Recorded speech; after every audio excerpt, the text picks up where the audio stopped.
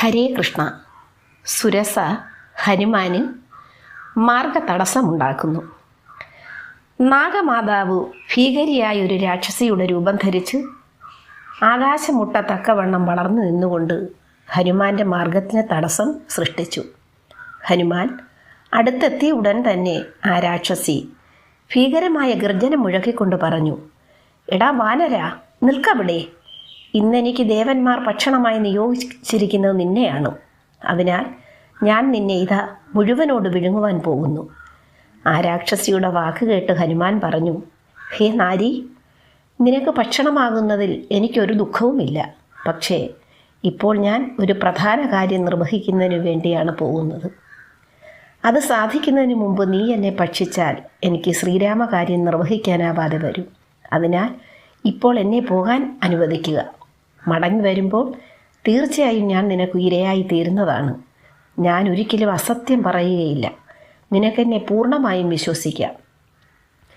ഹനുമാന്റെ അപേക്ഷ കേട്ട് ആ രാക്ഷസി കൂർത്തു വളഞ്ഞ പല്ലുകൾ പുറത്തു കാട്ടി അട്ടഹസിച്ചുകൊണ്ട് പറഞ്ഞു, എടാ മർക്കടാ, നീ പറഞ്ഞത് കേട്ട് മടങ്ങിപ്പോവാൻ മാത്രം വെറും വിഡ്ഢിയല്ല ഞാൻ. നിന്നെ ഇപ്പോൾ തന്നെ എനിക്ക് ഭക്ഷിക്കണം. നീ ഒരു ഇഞ്ച് പോലും ഇവിടെ നിന്ന് വനങ്ങിപ്പോകരുത് എന്ന് പറഞ്ഞുകൊണ്ട് പാതാളം പോലെയുള്ള വായും തുറന്ന് ഹനുമാനെ വിഴുങ്ങുവാനായി അടുത്തു. ശരി, നിനക്ക് നിർബന്ധമാണെങ്കിൽ എന്നെ വിഴുങ്ങിക്കൊള്ളുക എന്ന് പറഞ്ഞിട്ട് ഹനുമാൻ ഉടനടി തൻ്റെ ശരീരത്തെ ഒരു ചെറുവിരലിന് തുല്യമാക്കി ചെറുതാക്കിക്കൊണ്ട് അവളുടെ വായിൽ പ്രവേശിക്കുകയും ഉച്ഛ്വാസത്തിൽ കൂടി പുറത്തേക്ക് ചാടുകയും ചെയ്തു. ഇതെല്ലാം കണ്ടുകൊണ്ടിരുന്ന ദേവന്മാർ ആഞ്ജനേയൻ്റെ ബുദ്ധിവിശേഷത്തിൽ അത്ഭുത പരിഭ്രാന്തരായി. അവർ ആഹ്ലാദത്താൽ ഹനുമാനെ പുഷ്പങ്ങൾ കൊണ്ട് അഭിഷേകം ചെയ്തു.